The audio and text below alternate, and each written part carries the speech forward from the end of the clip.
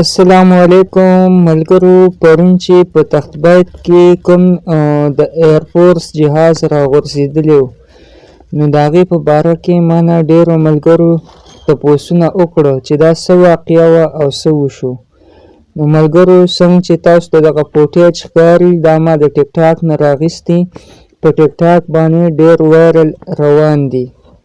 ملګرو دا د ایرفورس طیاره ده، کومو کسانو له چې ټریننګ ورکوو او په دې کې موجوده 2 پایلټانو، لیکن اوس دا پته نه لګي دغه کسانو مطلب چل زده کوو چې د دوی د وجې او یا په طیاره کې څه خرابي راله. خو دغه تاسو کتی شئ د تخبای په علاقه کې په یو کلي په پټو کې دغه جهاز رالوېدلی. خو شکر دا دی چې 2 پایلټان پکې وو او دواړه بالکل صحیح سلامت بچو. د ذریعو مطابق وایي چې زخمی شوي هم لا نه وو. تر دې دمه هغوی زر رابطې وکړې، د پوځ سره په کانټیکټ کې وو. نو هلته کې وایي آرمي هم راورسېده او د هغه ځای چې کوم ډي اس پي وغیره پولیس ورسره هم وو، هغه خپل ځای په قبضه کې واخیستو. هغې سره ویلی کېږي چې د ریسکیو ټیمان هم را رسېدلي دغلته، او بیا لږ ساعت بس پوځیانو هلیکاپټر هم رالی او دغه ځای مطلب په خپل قبضه کې پوره ګیره کې واخیستو او هغه ښه په حفاظت کې کړه.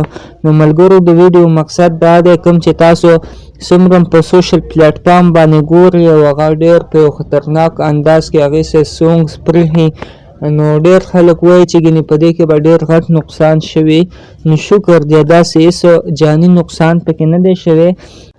دې سره ملګرو زه هغه کسانو ته هم یو پیغام اډ کول غواړم، کوم کسان چې په سوشل پلیټفارم باندې دغه لیکل کوي او دغه کمنټس یې ورته کوي چې یار زموږ د ایرفورس دا حال دی، اوس به په ایرپورټونو کې نه په پټو کې کښېني او دا څنګه بیکاره جهازونه دي او څنګه بیکاره پوځ دی. نو ملګرو د خپل پوځ احترام چې تاسو په خپله نه کوئ نو بل بیا ولې کوي؟